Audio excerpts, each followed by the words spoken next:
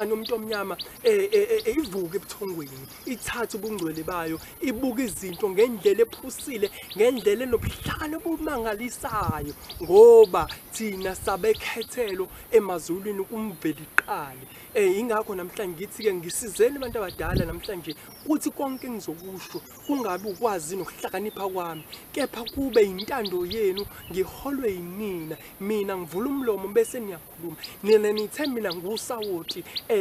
wesizwe nathi mina ngiyisibani esiyoma entabeni sakhele mase sikhanyisela izizwe ngezizwe zebalela imnyama ukuze ingane yomuntu omnyama ibone ukuthi sekufikile ukukhanya sekuyisikhathi ukuthi ivuke ingakho namhlanje nginxusa abantu abadala ukuthi vukani namhlanje ngingameni namhlanje kuthi konke engikukhulumayo ebese nina nithatha udumo kube yinina eningilawulayo ngoba yinina enazi konke inina enazi konke ngesiqalo nesiphetho sezimpilo zethu ngoba yinina abaphathiso bezimpilo zethu inina abavikeli balezi impilo zethu esiphilayo ingakho ngicela kina namhlanje indlondlo enkulu ingakho namhlanje ngicela kina abantu abadala ingakho namhlanje ngicela kina Thongo namhlanje ngithi indlela zimhlophe manise nikhanyise namhlanje uthi konke engiyokusho konke engizokuvula umlomo ngikusho bese kuyahlala enhlizweni uhlale engqondweni ingane umuntu omnyama lokhele lesisibani ebese iyavuka ebuthongweni ithatha ubungcwele bayo ithatha iposition yayo emhlabeni ukuze umhlaba wazi ngokuthi iAfrika indlu engcwele indlu enendawo ekhethekile emazulwini namhlanje sizwe sakithi sizogeqa amagula ngingeve ngithi ngazi konke kepha ngizogeqa amagula ngale ndaba yokuthwala ukuthi ukuthwala kuyini ngeke namhlanje ngingene ngigxile endleleni ezahlukahlukene zokuthwala kodwa isizathu esiyinhloso ngqangi ukuthi ngenze lo mbukiso oqoshiwe ivideo lena ukuthi sibonile enkundleni zokuxhumana abantu bekhuluma lokho nalokhuyana beglorifya ukuthwala besho izinto ezithize let me also emphasize ukuthi I'm not a sangoma, I'm not a traditional healer, I'm not an expert in these topics but kulokho enginakho engincane engitshelwa ngabantu bakithi abangasekhoyo engifundayo kubo abantu abangasekhoyo nabantu abaphilayo impunga nginawo nama amagunya ukuthi ngingakucobelela ontanga yami ngicobelele isizwe mhlambe singathatha okukodwa noma ukubili kulokho engizokusho ebese niyahlalisa enhlizweni zenu nibe ngabantu abangcono ngoba ekugcineni inhloso ngqangi ukuthi sibe abantu abangcono ingane umuntu omnyama ivuke emqondweni ikukhanye ebese ithatha iposition yayo ngizogeqa amagula namhlanje ngokuthwala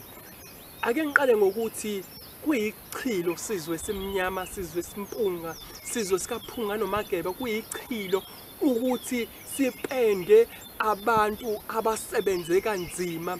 ukuze befike la bekhona sibapende ngebrush elilodwa sithi wonke umuntu onemoto namhlanje na wonke umuntu onemizi kanokusho nezimoto zikanokusho nemali ikanokusho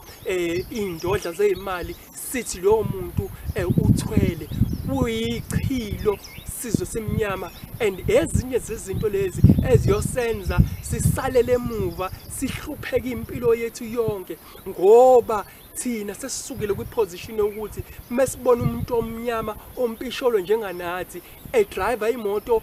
yamamiliyoni ehlala emizini yamamiliyoni okunokuthi simbongele siqala sibeka izaba sijump to conclusion esingawazi sithi umuntu uthwele singazi ukuthi imuva la kuphumaphi ubuphuphu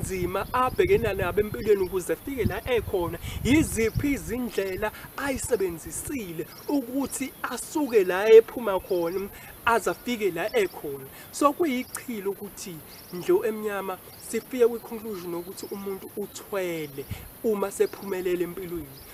iqiniso lithi for every success you must sacrifice certain things. For every success, you must sacrifice certain things. So meaning, each and every person that you see and you regard as successful, will sacrifice certain things. Kukhona abasacrifice ukulala. Yabo umuntu on a PhD, professor wasacrifice ukulala kwakhe ukuze efunde eqedele iresearch yakhe ukuze thole ilokhu iPhD abizwa ngodokotela wasacrifice that certain thing ukukulala. So umuntu ophumelele like any person kunento kufanele uyisacrifice ukuze ufike la ufuna ukuya khona. So if ungakazi wasacrifice anything in life, that means you won't be successful. So kubalekile ukuthi asingapendi abantu abasebenze kanzima sithi bathwele ikuyichilo lokho and kuyosibhekisela emuva siyohlala sihlupheka siyindlu emnyama ngoba siyajikelana okunokuthi ngisondele eduze kwalo wamuntu osephumelele ngibuza ukuthi hayibo malume bhuti auntie ngani yakwethu wenze njani ukuze ufike la nami ngiyafisa ukuthi ngelinye ilanga ngibe sesigabeni angifisa ukufana nawe kepha ngiyafisa ukuba sesigabeni sakho then uyobe seyakutshela ukuthi hayi mina ngiphuma izolo lami lithi ngiphuma lapha ya benginalokho usize ekhaya kuhlushekwa kanje ngenza u1 no2 ukuze ngifike la engikhona. So kubalekile ukuthi si acknowledge abantu siba congratulate sibabongela abantu abaphumelele empilweni abanezinto eziphathekayo akulula neze ukuthi ingane yomuntu omnyama iphakame ekule system esadalelwa yona noma esakhelwa yona abamhlophe noma ondlebe zikhanyila ngabafika bezocolonize izingqondo zethu bethathe konke ngokwethu. So akulula ukuthi isibona ingane yomuntu omnyama iphumelele idlondlobala ithola izinto zikanokusho ihlala emzini kanokusho idrive imoto zikanokusho inemali izindodla zemali akuyona into evamsile. So mesibona oyedwa ababili bekwenzile kwenzeka bekufanele sisondele eduze kwabo sisoncela kubo kulombelo ogwansile besitshela ukuthi benze njani ukuze befike lapho. Ake ngingeneke kulento yokuthwala ukuthi yini ukuthwala kepha ngeke ngigene ngigxile ngoba ngisazokwenza enye ivideo ama-episode lapho ngizobe sekhona sengidingida khona ngokuthwala futhi ngibiza nama-expert nabantu asebehambile lolu hambo bekuchazele noma ngingabatholanga mhlambe mina nginalo ulwazi enginalo njengamanje ngingeve ngithi ngazi konke kodwa ngiyochaza kuma-episode alandelayo. Kepha ngifuna ukugxila kunokuthwala ukuthwala ngazi kuhlukene kabili.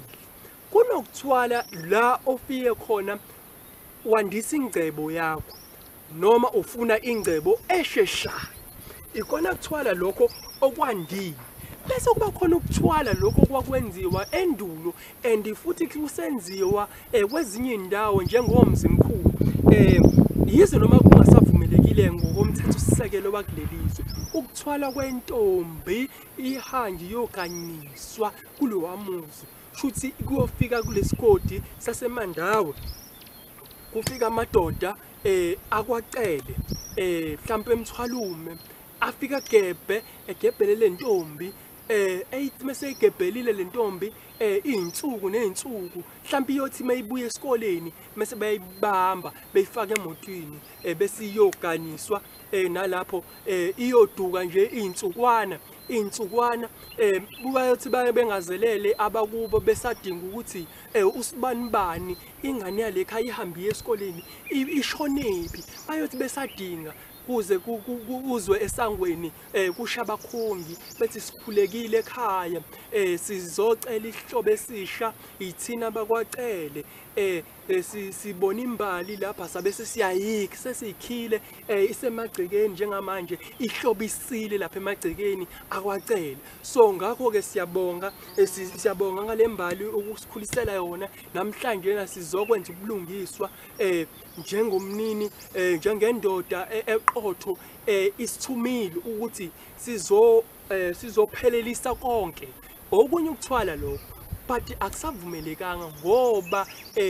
nako futhi ngiyogxila kona kuma episode alandelayo asikhulume ngaloku ukuthwala. Lokhu ukuthwala ukwenza ingcebo esheshayo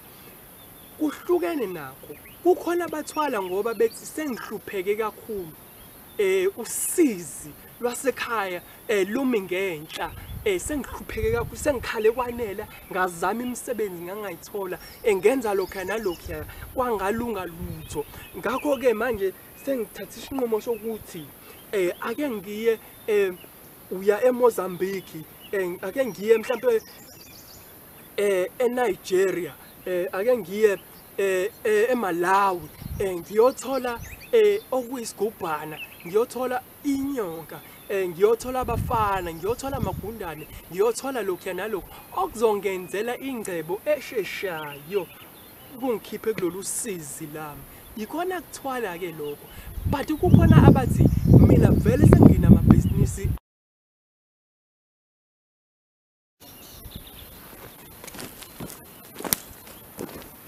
omunye ukethi methe waba namamiliyoni amahlanu mase eyahamba eyothola lento bese imenzela ukuthi umcebo wakhe awusustain ingcebo yakhe ingashabalali so amanye ama reasons lawo okuthwala but largely abantu abaningi abathwalile ingoba maybe ukuhlupheka mase kungaphezulu kwabo usizi sebekhale kwanela imisebenzi bengayitholi bengafiki la bafuna ukufika khona babe sebethatha isinqumo sokuyothwala so ukuthwala akusiyo into engathi ngiyarecommend because kunama challenges but largely moyothwala ngenyonga uyothwala ngabafana inselele enkulu yileyo ukuthi bayadimanda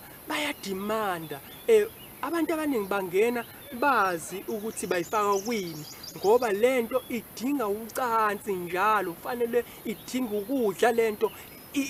ilala kwasana khona ilala everything yakhona lendlini kwawena iyakulala lento ngoba yini idinga ucansi njalo lento ifuna ukudla lento ifuna uyinakekele ngayo yonke indlela inesikhwele ngakho ke manje lezi zinto lezi ngakho odadewethu ngiba advise ukuthi hayibo ake nenze i-background check-up yalabantu enibafisayo empilweni enibathandayo enibaqhumayo abanemali abanazo zonke izinto ngoba wena uzokushela ngoba futhi iyakhazimula imenza umuntu ebe nogazi inyoka ebe nogazi ethi mekhuluma ethi 1-2 kuwena uvana uqome ngokusheshsha kanti usuyifaka enkingeni uzothi molala uyitshela ukuthi wena ngilala nalomuntu kanti usulala nenyoka bese ishiya umgodi ongawazi nawe engawazi umgodi ishiya umgodi osabekayo akekho umuntu oyokesondela kwesilisa oyokesondela kuwe na kanjalo labafana laba mukuthandana nomuntu onabafana uyothi menifika niyolala ulalwe labafana la beshiya umgodi ongakazi emva kalokho umntanami ayikekho impana oyoke akwanelise noma oyoke akuthande ngendlela efanelekileyo ngoba yini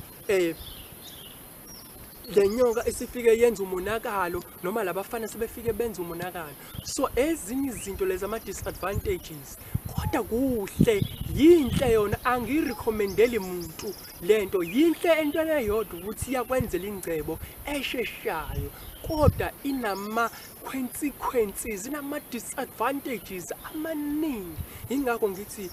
zingane zami ake nibheke lento sizoqhubeka ama episode alandelayo siloke sichukuluza nje lento sikufundisana lapha nalapha ngizobe senginaba ngichaza ngeqa amagula ngezindlela ezahlukene zokuthwala ukuthi abafana yini amagundane asebenza kanjani izinyoka zisebenza kanjani hayi ngoba ngazi konke hayi ngoba ngungqeqe hayi ngoba ngihlakaniphe ukudlula nini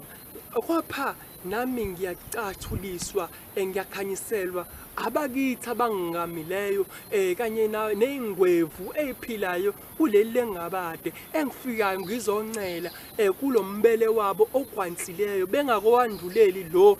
wamagabade ahlabayo anosizi ingakho kubalekile ukuthi sisondele kubona sifike sincele